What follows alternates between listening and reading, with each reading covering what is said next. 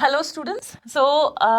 I'm here with the second class of current affairs in depth that we have begun from the last week. You have got the first video. In that video, we had covered 3 articles. I hope you have gone through that video and you have understood the topics of the current affairs in depth, and you have tried to practice the question that I gave on fiscal federalism. All right. So with that topics in mind, let us continue our current affairs sessions that we have begun, and I will be covering the topics from current affairs beginning from April 2024, and that we will take up till 2025 prelims as well as for mains, and of course that will help you in interview as well. All right, so let us understand the topics in depth, in detail, along with some practice questions. And today the fourth article that I'm going to discuss is from international relations, because just remember the first article that we covered from international relations was geopolitical significance of port, that is port diplomacy. The ports we discussed, all the connecting some of the initiatives. For example, हमने Chabahar port देखा, Sittwe port देखा था, तो उसी continuation में international relations का second topic जो हम डिस्कस करेंगे वो है instability in West Asia. I hope it is visible to you. Instability in West Asia will be our second article from international relations, the first article for today.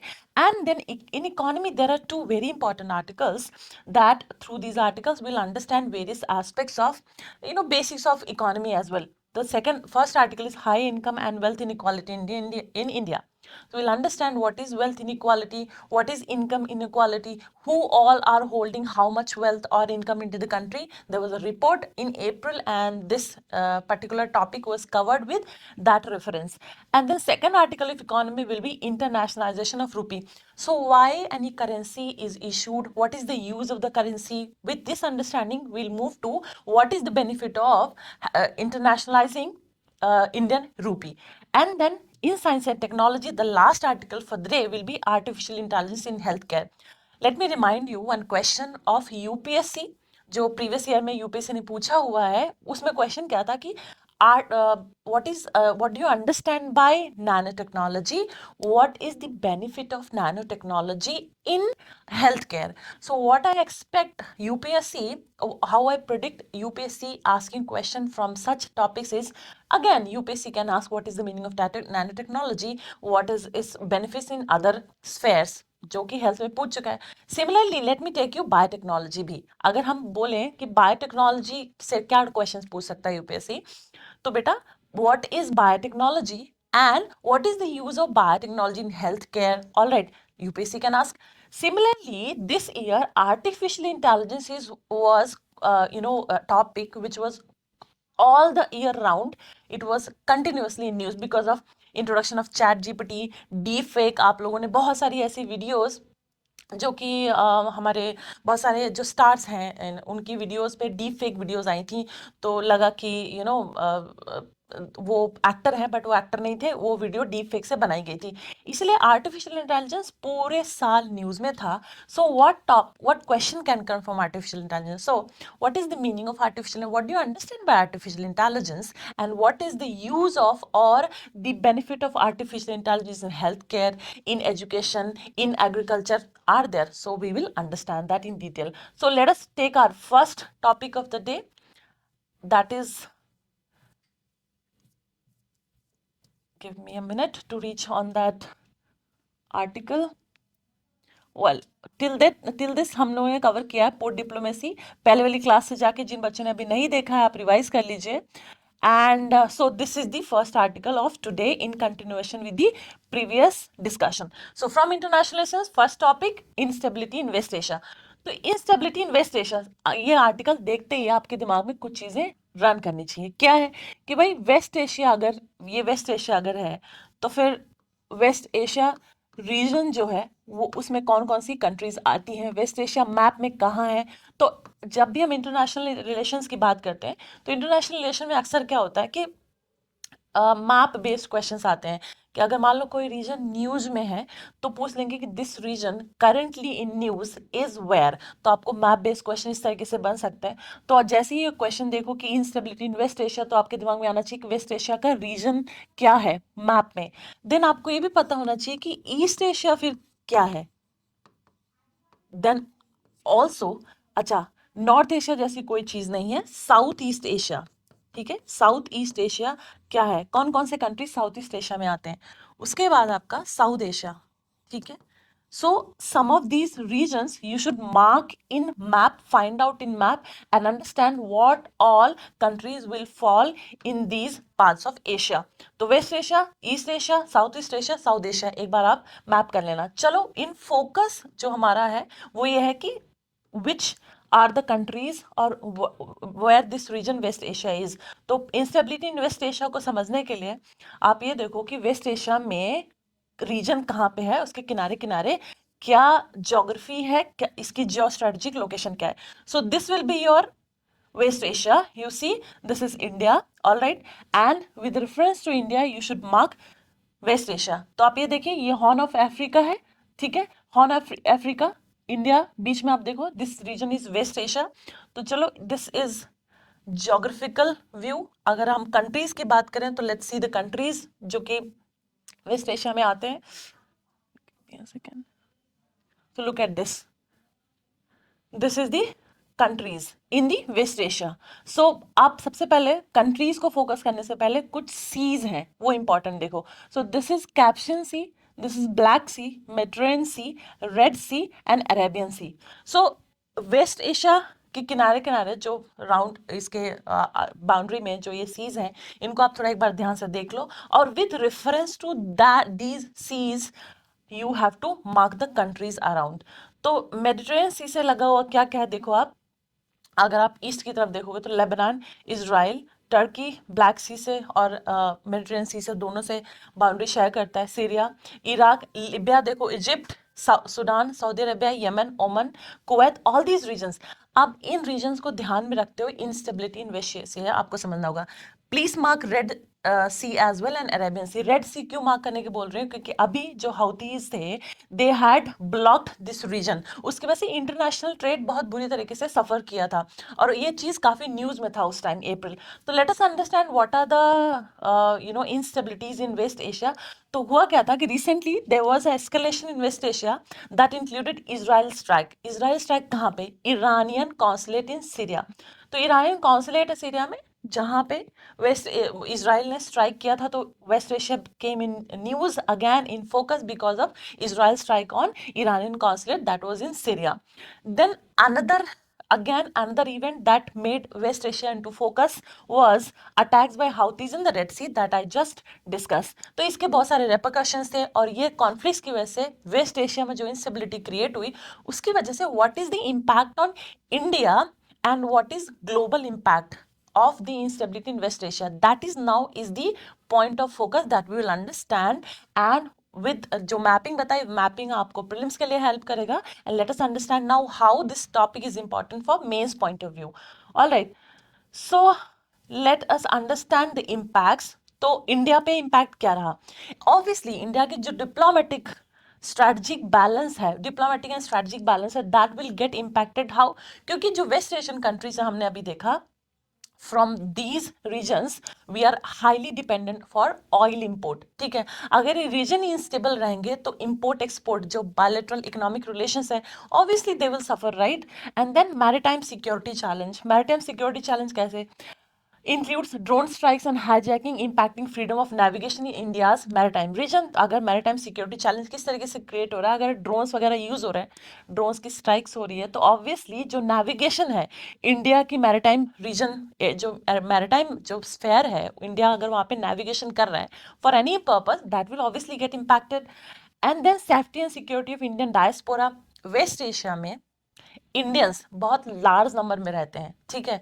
तो Indian जो वहाँ पे रह रहे हैं उनकी लाइफ पे भी ऑब्वियसली इम्पैक्ट होगा, and the remittances they send back to the home country that is India will also get impacted. So this instability in West Asia is going to impact not only in maritime security, diplomatic and strategic relations, but also safety and security of Indian diaspora as well, impacting the remittance, huge remittance that India receives from West Asia diaspora।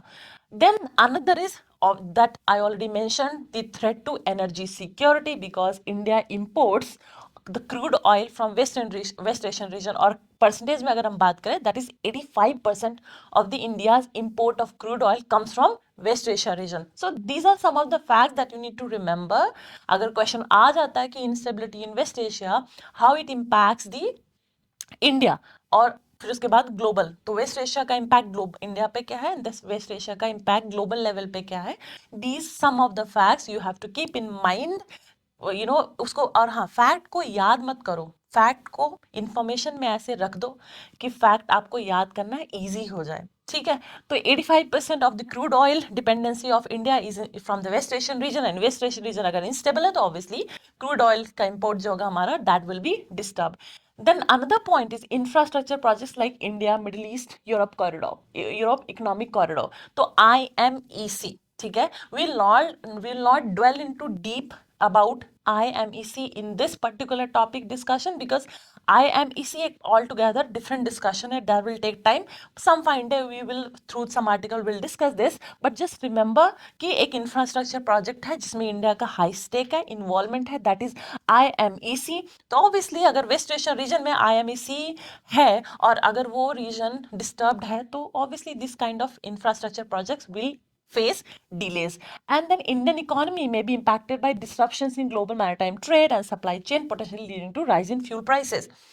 तो अगर the situation, and then read this, rural urban divide भी है, gender पे gap है, main earn 82% of the labour income while women earn only 18%. तो सोचो, जो 50% of the population है वुमेन, इंडिया में अगर टोटल पॉपुलेशन का 50% of the population is women, उसके बावजूद भी जेंडर पे गैप देखो, जो पे मिलता है ना, ठीक है, पे मिलता है, अगर हम उसकी बात करें तो जो मेन है they earn 82% of the labour income while women earn only 18%. तो जेंडर गैप भी है, पे में इनकम इनइक्वालिटी भी है. ठीक है, उसके बाद अगर हम रूरल अर्बन, शहर गांव, रूरल अर्बन की बात करें हम, तो उसमें भी बहुत बड़ा डिवाइड है. Average monthly per capita income consumption expenditure is significant different. Rural में 3000 ऑलमोस्ट 3700 कर लो, अर्बन में उसका ऑलमोस्ट डबल है, मतलब 6400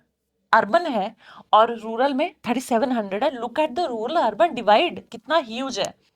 देन रीजन क्या है, इतना अगर इस तरीके से अगर डिवाइड है, इस तरीके से अगर डिफरेंस है, ठीक है, इनइक्वालिटी का, वेल्थ इनइक्वालिटी, इनकम इनइक्वालिटी, तो रीजन भी होगा. रीजन है अनइवन इकोनॉमिक ग्रोथ. कभी क्या होता है कि एक तो टैक्सेशन सिस्टम, आपने अगर देखो, अगर रिसेंट जो गवर्नमेंट है उनकी पॉलिसी रही कि corporate taxes over the time reduce हुए हैं, जबकि जीएसटी की वजह से जो इनडायरेक्ट टैक्सेस का बर्डन है वो बढ़ गया है. तो उससे इनडायरेक्ट टैक्सेस जो है या गुड्स एंड सर्विसेज टैक्स है, उसका डायरेक्ट बर्डन मिडिल इनकम या लोअर इनकम ग्रुप पे जाता है, क्योंकि वो कंज्यूम करने के लिए चीजें खरीद रहे हैं. Corporate tax, big corporate companies या जो बिग बिग कॉर्पोरेट हाउसेज हैं, कॉर्पोरेट टैक्स कम हो गया, तो मतलब क्या, रिच पे जो बर्डन है टैक्सेस का कम हो गया. यहीं से आपका एक और बहुत इंपॉर्टेंट टैक्सेशन चैप्टर आता है, आप टैक्सेशन चैप्टर भी साथ में पढ़ लेना, जो कि मैंने पहली क्लास में आपको बोला था, जब फिजिकल फेडरलिज्म हम कर रहे थे, तो मैंने बोला था please revise centre state relation में taxation system. I hope you have revise that from Laxmikanth और इंडियन कॉन्स्टिट्यूशन नेटवर्क, जो आपकी एनसीईआरटी बुक है या what ever book you refer. तो आप थोड़ा सेंटर स्टेट रिलेशन रिवाइज कर चुके हो गए, I hope taxation system revise कर लियो. एक कॉन्सेप्ट है उससे, प्रोग्रेसिव टैक्सेशन. प्रोग्रेसिव टैक्सेशन मतलब taxing richer more than the poor. जिस तरीके की वेल्थ है या जिस तरीके की इनकम है, जैसे जैसे इनकम है वैसे ही अकॉर्डिंगली प्रोपोर्शनल टैक्स हम एक्सट्रैक्ट करें लोगों से, तो प्रोग्रेसिव टैक्सेशन बोलते हैं इसको. लेकिन अगर कॉर्पोरेट टैक्स घटा रहे हो और जीएसटी के थ्रू या अदर मोड के थ्रू इनडायरेक्ट टैक्सेस बढ़ रहा है, तो मतलब मिडिल और जो पुअर लोग हैं उन पे टैक्सेशन का बर्डन बढ़ रहा है. तो इससे और ज्यादा गैप क्रिएट हो रहा है, इनकम इनइक्वालिटी क्रिएट हो रही है, वेल्थ इनइक्वालिटी क्रिएट हो रही है. कोविड-19 पैंडेमिक का भी इम्पैक्ट रहा है. Alright, and then what else, let us see. Tax system मैंने बता दिया. अच्छा, lack of quality education and health care. Lot of students come to me, जो मेरा एक्सपीरियंस है जब मैं बच्चों से इंटरेक्ट करती हूँ, तो साउथ के जो बच्चे हैं अक्सर वो बोलते हैं, इवन जो छोटे छोटे एरियाज है ना, जो बहुत वेल डेवलप नहीं है, सिटी लाइफ नहीं बोलूंगी मैं, जो रूरल एरियाज में भी हैं, वो बच्चे मुझे आगे बोलते हैं मैम उनके स्कूल का एजुकेशन सिस्टम बहुत अच्छा था। There is a student in classes at Triumph highest, उसमें एक बच्चा है साउथ से, वो मुझे बता रहा था कि मैम वो काफ़ी he is very good at studies. तो मैं उनसे डिस्कस कर रही थी कि बेटा कैसे क्या है आपका स्कूलिंग सिस्टम, कहाँ, तो गवर्नमेंट स्कूल से पढ़ा है। गवर्नमेंट स्कूल में भी उसके यहाँ इतनी अच्छी पढ़ाई थी that he is far better than students जो कि बहुत प्राइवेट स्कूल्स में बहुत अच्छा पैसा दे करके भी नॉर्थ जो साइड के स्कूल्स हैं वहां से पढ़े हुए हैं। तो ये गैप भी है, क्वालिटी ऑफ एजुकेशन की भी गैप है। प्राइमरी स्कूल्स तो हैं, लेकिन प्राइमरी स्कूल में पता नहीं, मतलब I am not raising a question, but I can obviously put fourth my question कर सकती हूँ भाई एज एन इंडिविजुअल कि भाई अगर प्राइमरी स्कूल में गवर्नमेंट ने बोला है कि पैसे जाएंगे, बच्चों को पढ़ाओ फ्री ऑफ कॉस्ट, उनको मिड डे मील दो, सब कुछ दो, उसके बावजूद भी अगर टीचर पढ़ाने में इंटरेस्टेड नहीं है, क्वालिटी टीचर्स नहीं दे रहे, तो ऑब्वियसली एजुकेशन की क्वालिटी तो डिक्लाइन होगी ना। तो जो ये गैप है lack quality education and health care में, हेल्थ केयर की बात करें, हॉस्पिटल्स की बात करें, सरकारी अस्पतालों में पैसा इतना जा रहा है, इतना फंड कर रहा है, गवर्नमेंट कर भी रही है मान लो, तो डॉक्टर्स ही नहीं है, या बर्डन इतना ज़्यादा है हॉस्पिटल्स पे कह लो ड्यू टू ह्यूज पॉपुलेशन, तो हेल्थ केयर में भी डिफरेंस है। तो lack of quality health care and quality education is also impacting the income and wealth inequality, this is which is rising. Okay, what are the measures then? अच्छा ठीक है भाई, income inequality है, wealth inequality है, उसके reasons हैं, तो measures भी तो होने चाहिए। सोल्यूशन क्या है? एज अ ब्यूरोक्रेट आपको सोल्यूशन ओरिएंटेड भी होना चाहिए। प्रॉब्लम पता है, प्रॉब्लम की जड़ भी पता होनी चाहिए, और प्रॉब्लम का सोल्यूशन भी पता होना चाहिए, इसलिए मेजर्स टेकन। तो what are the measures that have been taken by the government? Let us see. Inclusive growth, inclusive growth मतलब every section of the population should get benefit equally। किसी को एक ज्यादा बेनिफिट, किसी को एक ज्यादा ज्यादा, किसी को कम बेनिफिट, ऐसा नहीं होना चाहिए। Inclusive also the stakeholders, the beneficiaries, they should also be included in the policy formulation, या जो उसका पॉलिसी का इम्प्लीमेंटेशन है उसमें उनका इंक्लूजन होना चाहिए, उसमें उसके प्रोसेस में भी इंक्लूजन होना चाहिए। तो इंक्लूसिव ग्रोथ, ठीक है, not just in terms of benefit but in the process also the beneficiary should be included, that is your inclusive growth in brief।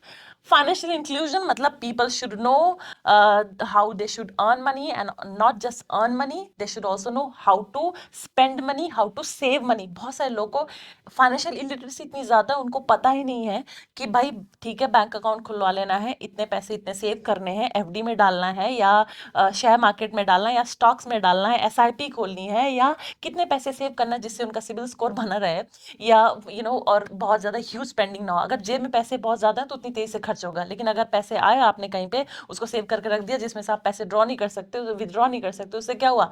आपका एक तो आपकी बैंकिंग जो आपकी क्रेडिबिलिटी है as an person to take loan, वो भी बढ़ती है। Also you can depend on the banks for more money whenever you need it. Also you know where to spend and how to much to save, and how if you are earning you should know how much to save and how much to earn. ये बहुत important होता है। और ये financial illiteracy है बहुत ज़्यादा country में। Even a lot of people who are very good earning but saving उनकी नहीं होती है, क्योंकि कहीं ना कहीं उनको पता नहीं होता कहाँ कैसे सेव करना है, और बिल्कुल स्पेंड थ्रिप की तरह खर्चा करते हैं। और बस फाइनेंशियल लिटरेसी ही तो है। तो फाइनेंशियल इंक्लूजन मतलब बैंक अकाउंट खुलवाइए, उनको पता होना चाहिए, लिटरेसी दीजिए कहाँ कैसे पैसे सेव करना है, दिस इज ऑल्सो लैकिंग। सोच तो बट देन प्रधानमंत्री जो जन धन योजना था, एक बहुत बड़ा सोल्यूशन था। इंक्लूसिव ग्रोथ कैसे इंश्योर किया गया? Deendayal Antyodaya Yojana, national rural livelihood mission, MNREGA, all these were the initiative started for reducing income inequality. All right. Then financial inclusion कैसे? प्रधानमंत्री जन धन में खूब अकाउंट खोले थे बहुत सारे। मुझे याद है जो मेरे यहाँ भी हेल्पर्स आते थे, या जो बहुत सारी दीदी लोग जो थी जिनको मैं जानती थी, जिनके अकाउंट्स नहीं थे, डेली वेज अर्नर्स थे, उन्होंने भी अकाउंट खुलवा लिया। अब उनके पास अकाउंट था, पैसे सेव करते थे, उसके बाद पेटीएम वगैरह भी चलाए उन्होंने।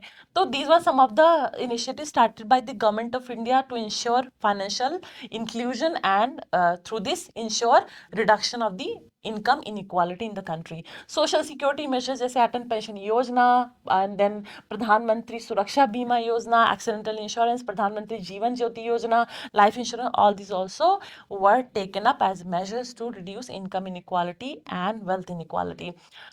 All right. सो अच्छा, जैसे मैंने बताया था कि प्रोग्रेसिव टैक्सेशन होना चाहिए, तो वे फॉरवर्ड में लिख दो आप progressive taxation, simple. Way forward की अगर हम बात करें, enhance access to education and health care, way forward. और ये तो हो गया, और क्या किया जा सकता है to reduce income inequality, wealth inequality? Give access to education, quality education institutions and health care, strengthen social security measures, address social and cultural barriers। कैसे? tackle issues such as caste based discrimination and gender disparities also। अगर हम equality की बात करें तो more and more women should enter the labor market where they should be given employment opportunities। ज़्यादा से ज़्यादा women employment opportunities रहेंगी, ज़्यादा से ज़्यादा safe environment रहेगा, तो women will also enter the labor market। they also be earners, 50% of population by country की, ठीक है, तो वो भी अर्न करेंगे, तो उससे भी फैमिली की इनकम बढ़ेगी। फैमिली की इनकम बढ़ेगी मतलब obviously this will help reducing the income inequality. One of the things which is being debated is inheritance tax. अच्छा, पहले एक स्टेट टैक्स ड्यूटी हुआ करता था। जब कोई इंसान मर जाता था, किसी की डेथ हो जाती थी, जो उसकी प्रॉपर्टी होती थी, जब वो पास ऑन होती थी, तो उस पर एक टैक्स लगता था। अब वो टैक्स हटा दिया गया है, तो इनहेरिटेंस टैक्स की बात की जा रही है कि इनहेरिटेंस टैक्स कैसे इनकम इनइक्वालिटी को कम कर सकते हैं। अच्छा भाई, इनहेरिटेंस टैक्स क्या है कि some of a person died, now his son और daughter will inherit the property जो उनकी थी, तो उस पर कितना टैक्स लगना चाहिए? तो कुछ लोग बोल रहे हैं कि वो क्यों टैक्स लगे, वो तो भाई उस बेचारे ने मेहनत से अपना अर्न किया, उससे टैक्स, उसका बेनिफिट उसके बच्चों को जाना चाहिए। उसमें से टैक्स लेकर के आप दूसरों को क्यों दे रहे हो? अगर मैंने पैसे, प्रॉपर्टी बनाई, ठीक है, मैंने प्रॉपर्टी बनाई, मेरी एज हो गई, I left the world and I left a lot of property, तो प्रॉपर्टी इनहेरिटेंस टैक्स लगा के मेरे बच्चों को सारी प्रॉपर्टी मेरी जाए, मेहनत से कमाया मैंने, ठीक है, एंटरप्रेन्योरशिप की मेहनत से कमाया, पैसे बचाए मैंने, प्लानिंग की, प्रॉपर्टी खरीदी, मेरे बच्चों को जाए भाई, मैं अपने बच्चों का फ्यूचर अच्छा सेव करना चाहती हूँ। अब इनहेरिटेंस टैक्स लगा दो बहुत बड़ा, और दूसरों को वो टैक्स से दूसरों को डिस्ट्रीब्यूट हो जाए, या जो भी बेनिफिट देना हो गवर्नमेंट को, मेरे प्रॉपर्टी पे इनहेरिटेंस टैक्स लगा के मेरे जाने के बाद इनहेरिटेंस टैक्स लेकर के दूसरों को हेल्प कर दी। तो भाई मेरी वजह से दूसरों के बच्चों के या दूसरों को क्यों बेनिफिट मिले, वो भी इनहेरिटेंस टैक्स से, ठीक है, मेरी प्रॉपर्टी पे टैक्स लगा के दूसरों को। तो ये डिबेट किया जा रहा है कि whether inheritance tax is good और bad. All right, so this is about income inequality and wealth inequality. Let me take you to the second article, that is internationalization of rupee। ठीक है, तो internationalisation of रूपी को समझने के लिए सबसे पहले आप ये बताओ कि करेंसी जो होती है उसका फंक्शन क्या होता है। What is currency, what is function, what role it's play in the economy. सबसे पहला तो ये सवाल होना चाहिए। तो बताइए कि करेंसी का काम क्या होता है, does what role a currency plays? Think. Okay, let me give you 3 points. Currency acts as a medium of exchange, ठीक है, medium of exchange। दूसरा, it's a store of value। Third, it serves as a unit of account। ठीक, unit of account मतलब कि भाई 1 2 3 4 5 6 7 8 100 rupees, इसकी value कितनी है, कितने नंबर्स में इसको हम if there is some good, let's say 1 kg rice है, ठीक है, तो 1 kg राइस एक यूनिट हुआ, तो उसकी कितनी वैल्यू है करेंसी के फॉर्म में, तो यूनिट ऑफ वैल्यू, ये मतलब हुआ। दूसरा, store of value. Store of value, if I have a 1 kg of gold, ठीक है, 1 kg ऑफ गोल्ड। करेंसी, अगर 1 kg ऑफ गोल्ड को हम, मैं करेंसी में, मैं रूपी में बोलूँ कि मेरे पास ना गोल्ड है, कितने रुपए के बराबर है, तो also it's rupee also acts as a store of value in that sense, ठीक है। दूसरा, medium of exchange, obviously I need to buy 1 kg of gold, I give some rupee and I get that gold, whatever जो भी आपका है। तो definition क्या हुआ, अब ये तो करेंसी की रोल हो गया। तो व्हाट इज इंटरनेशनलाइजेशन ऑफ रूपी? अगर इंटरनेशनल रूपी की बात करें तो करेंसी जो है, तो मतलब होता है इंटरनेशनलाइजेशन का मतलब, सो जो इशूइंग कंट्री है उसकी करेंसी बियॉन्ड द बॉर्डर्स भी यूज हो रही है नॉन रेजिडेंट्स में फॉर एक्सचेंज, ठीक है, और फॉर द ट्रांजैक्शन। अगर जो इशूइंग करंट कंट्री है उसके बॉर्डर्स के बाहर भी नॉन रेजिडेंट्स उस करेंसी को यूज कर रहे हैं, किसके लिए, ट्रांजैक्शंस के लिए, तब बोला जाता है कि that currency has become internationalised, ठीक है। अब कौन सी इंटरनेशनल करेंसीज है ये आपको पता होना चाहिए। इंडिया को इंटरनेशनल करेंसी के रूप में फैसिलिटेट करने की कोशिश की जा रही है, कुछ मेजर्स लिए गए हैं, लेकिन अभी rupee is not acting as internationalized currency vis-a-vis equal to the other currencies which are currently working as internationalized currency. internationalization जिनका हो चुका है कौन कौन से हैं? US dollar, euro, Japanese yen, pound sterling and these are the leading global currency reserves. ठीक है, India has made progress towards partial convertibility, कोशिश कर रहे हैं लेकिन अभी इंटरनेशनलाइज रूपी नहीं हुआ है. ठीक है, अच्छा अब भाई ठीक है, इंटरनेशनलाइजेशन ऑफ रूपी की बात करें तो बेनिफिट्स क्या है, क्यों चाहते हैं कि रूपी इंटरनेशनलाइज हो? एक बात, अगर मुझे भाई अमेरिका से मान लो कुछ इंपोर्ट करना है, ठीक है, इंपोर्ट करना है मुझे, मान लो अमेरिका से कुछ बहुत अच्छी क्वालिटी मशीन्स कुछ हमें इंपोर्ट करनी है और मुझे कुछ मेडिकल मशीन्स या हेल्थ केयर या एग्रीकल्चर कोई टेक्नोलॉजी अच्छी मुझे कोई कुछ इंपोर्ट करना है. ठीक है, I am an entrepreneur, I need to import some machines. तो उसके रूप में मुझे क्या होगा, पैसे देने पड़ेंगे. अगर मेरी करेंसी, इंडिया की करेंसी इंटरनेशनलाइज्ड है तो पहले मुझे रूपी को डॉलर्स में कन्वर्ट करके फिर उसकी वैल्यू निकाल करके तब मुझे उस मशीन के लिए पे करने की जरूरत नहीं पड़ेगी. अगर करेंसी रूपी इंटरनेशनल लेवल पे accepted as a medium of exchange तो मुझे कन्वर्ट, पहले एक्सचेंज रेट नहीं देखना पड़ेगा भाई, $1 इज इक्वल टू 78 रुपीज और 75 रुपीज, अब इसकी कितनी वैल्यू आ रही है, उसके बाद हमारा जो इकोनॉमिक ट्रांजैक्शन होगा. तो ये मीडियम ऑफ एक्सचेंज जब प्रॉब्लम खत्म हो जाएगी तो ये एक्सचेंज रेट का जो रिस्क है ना, कि आज पता चला $1 इज इक्वल टू 70 रुपीज, कल पता चला $1 इज इक्वल टू 80 रुपीज, तो जो एक्सचेंज रेट का रिस्क है कि पता नहीं क्या होगा कैसे होगा, मुझे पता रहेगा मेरे जो मैं इंपोर्ट करना चाह रही हूँ या जो मैं एक्सपोर्ट करना चाह रही हूँ उसकी कितनी वैल्यू है, मुझे कितना मिलेगा. तो जो फ्लक्चुएशन एक्सचेंज रेट में इससे बच जाते हैं जब कंट्री करेंसी इंटरनेशनलाइज्ड हो जाती है. Access to international financial markets enables domestic firms and financial institutions to access international financial markets without assuming exchange rate risk. पहले similarly on the same point जो हमने डिस्कस किया, लोअर ट्रांजेक्शन कॉस्ट भी lower होता है. कैसे? Need for currency conversion दस lower. वही करेंसी कन्वर्जन की सब बात हो रही कि करेंसी को कन्वर्ट करने की टेंशन ही खत्म हो जाएगी. Reduce dependence on forex reserves, मतलब बचा के नहीं रखना पड़ेगा भाई, US डॉलर बचा के रख लो, येन बचा के रख लो, है ना, गोल्ड खूब सारा बचा के रख लो, इन सब की टेंशन खत्म हो जाएगी और फॉरेक्स को रिजर्व करने की होड़ बचा के रखने की टेंशन भी खत्म हो जाएगी अगर इंटरनेशनलाइज्ड हो जाएगा रूपी. ठीक है, और ऑब्वियसली जब इंटरनेशनलाइज हो चुकी है रूपी तो उसका ग्लोबल इन्फ्लुएंस भी बढ़ जाता है. Positions India as a major player in the global financial system में जिस भी कंट्री की करेंसी इंटरनेशनलाइज करेंसी है उसमें ऑब्वियसली उसका स्टेचर बढ़ जाता है. ठीक है, तो क्या क्या अप्रोचेस लिए गए हैं? Capital account convertibility, promotion of international use of INR, strengthening financial markets. कैसे?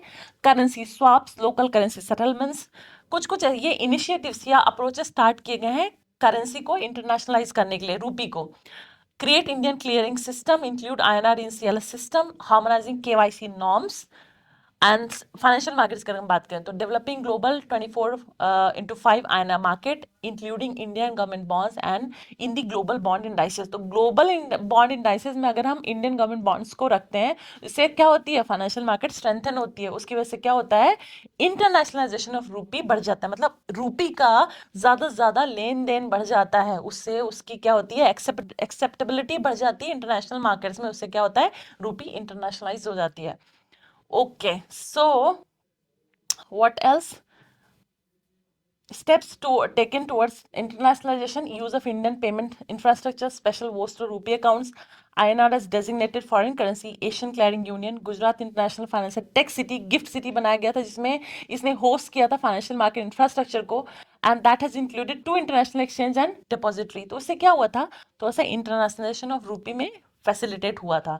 बायलैटरल स्वैप एग्रीमेंट कौन सा, BSA विद जापान हुआ है, एंड 35 बिलियन रूपी करेंसी स्वैप एग्रीमेंट भी हुआ है UAE के साथ. इससे क्या होता है, हेल्प होती है इंटरनेशनलाइज करने में करेंसी को, दैट इज रूपी को. ठीक है, सो चैलेंजेस क्या है, फुल आप ये क्या है, तो partial capital account convertibility, full account convertibility नहीं है. कॉन्फिडेंस भी लो है रूपी में. स्टेबिलिटी, INR की जो स्टेबिलिटी है उस पर भी थोड़ा सा डाउट है इंटरनेशनल मार्केट में. रेगुलेटरी इंफ्रास्ट्रक्चर इश्यूज हैं, इसकी वजह से क्या है, थोड़ा सा बॉटल नेक्स हैं इन द वे और in the path to internationalise rupee. These are some of the challenges. ठीक है, so this is about internationalisation of rupee, जिसमें हमने ये समझा कि करेंसी क्या होती है, what is the role of currency, and what are our objectives towards इंटरनेशनलाइजिंग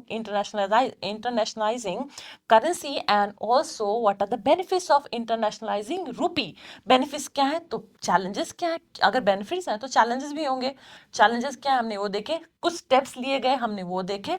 Now we have concluded the topic of internationalization of currency, that is rupee INR. ठीक है, now our last topic of the day in science and technology is artificial intelligence in healthcare. जैसे मैंने बताया कि पूरे साल artificial intelligence news में रहा है, ठीक है, कि भाई आर्टिफिशियल इंटेलिजेंस क्या है, आर्टिफिशियल इंटेलिजेंस में कौन कौन सी टेक्नोलॉजीज हैं या क्या क्या है, जिसके बारे में बात की गई, deep fake, IoT, internet of things, ये सब काफी न्यूज में था, चैट जीपीटी काफी न्यूज में था।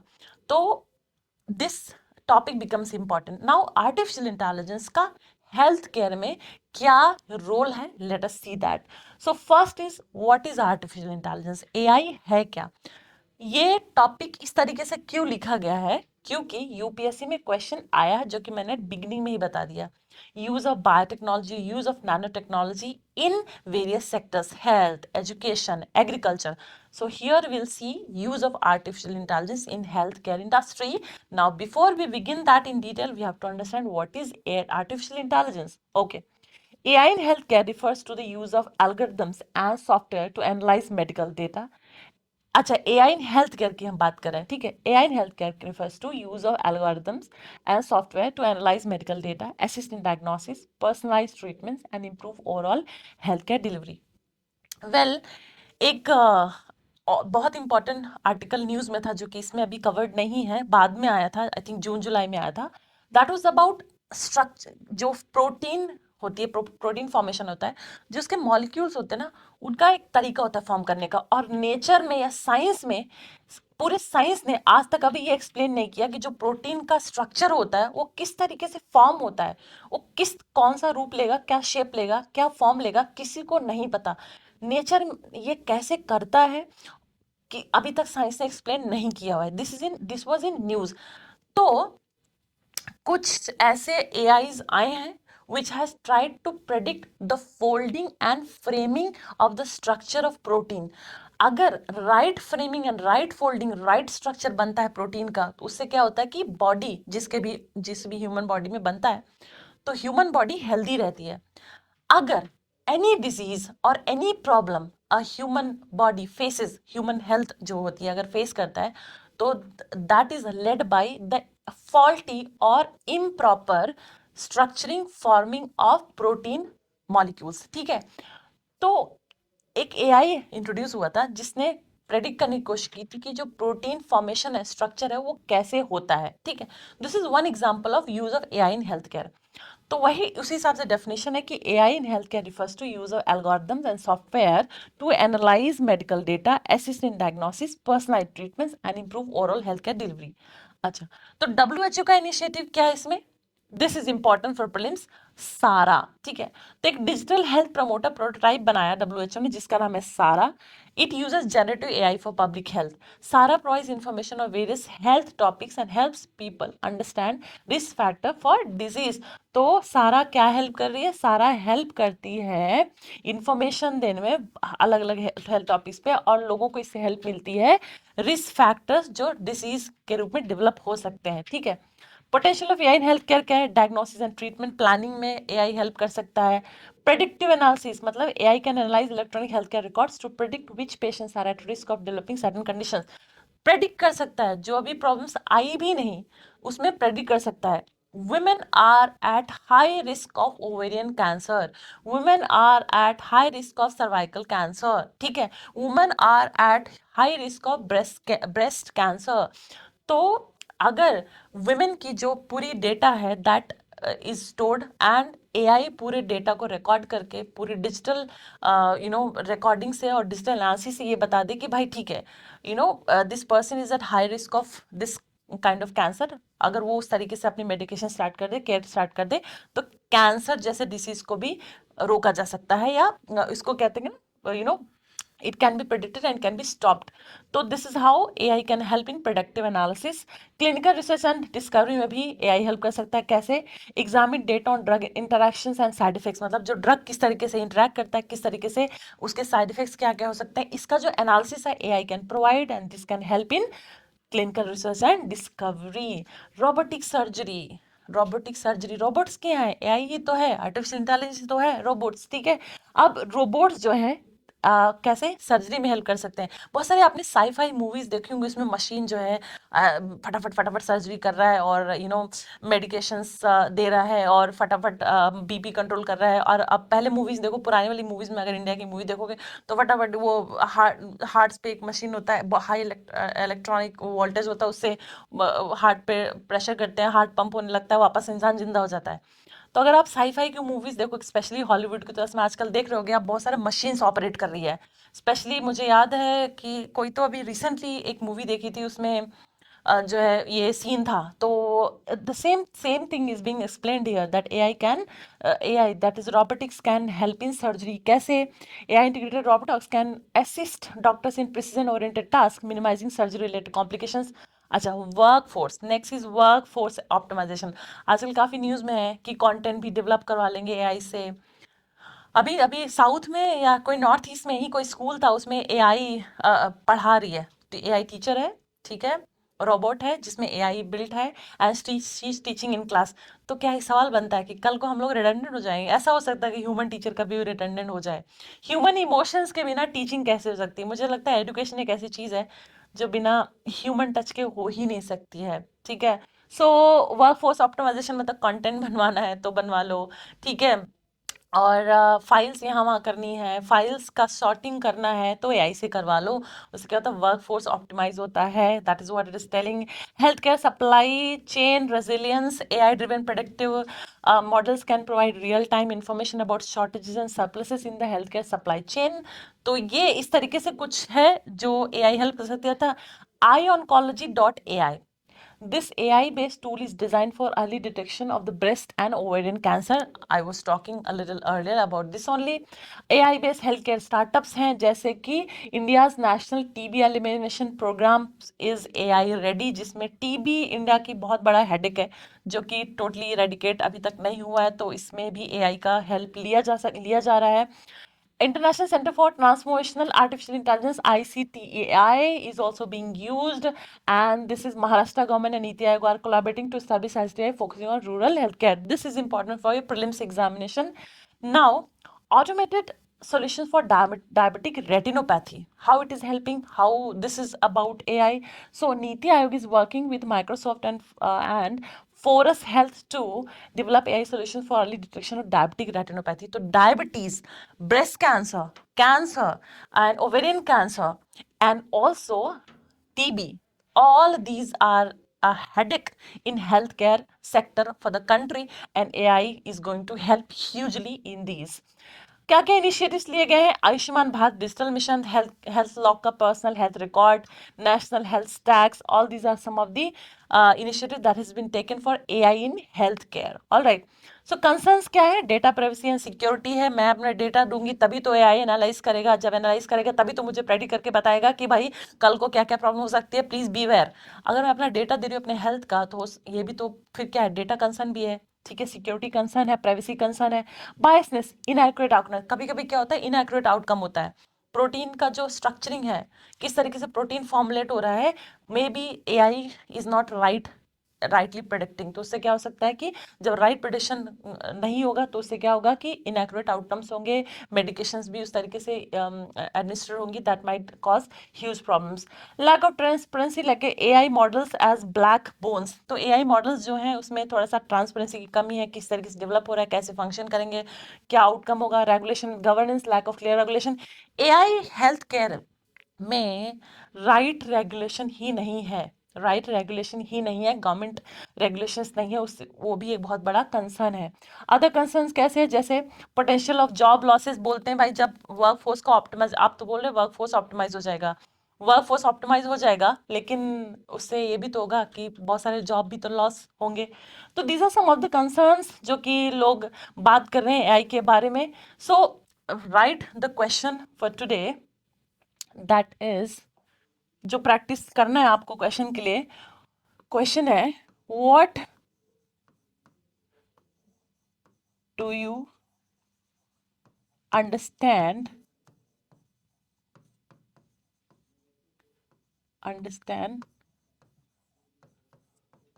by AI.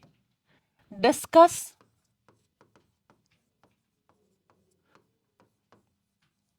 the potential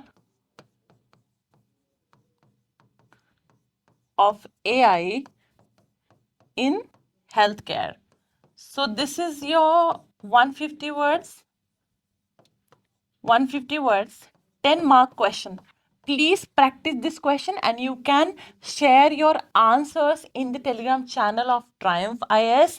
The link below this video is provided of Telegram channel, जो कि आप ज्वाइन कर सकते हो और आप अपने आंसर्स शेयर कर सकते हो, और ये आंसर्स मैं खुद चेक करूंगी और आपको फीडबैक प्रोवाइड करूंगी. तो अगर आप बेनिफिट चाहते हो, ज़्यादा ज़्यादा आंसर्स लिख सको और आपको वहाँ से फीडबैक भी मेरे थ्रू मिल जाएगा कि भाई आंसर्स लिखते कैसे, तो आंसर अभी से, स्पेशली अगर 2026 के लिए आप प्रिपेयर कर रहे हो, जो बच्चे न्यूज़ में पढ़ना शुरू करो, करंट अफेयर्स पढ़ो और ये आंसर्स मेरे साथ साथ लिखो, मुझसे चेक करो और फीडबैक लो, और इस तरीके से आपकी प्रिपरेशन में काफ़ी हेल्प कर सकती हूँ through current affairs. So I will see you in next session of current affairs. Till then, good luck, bye and take care.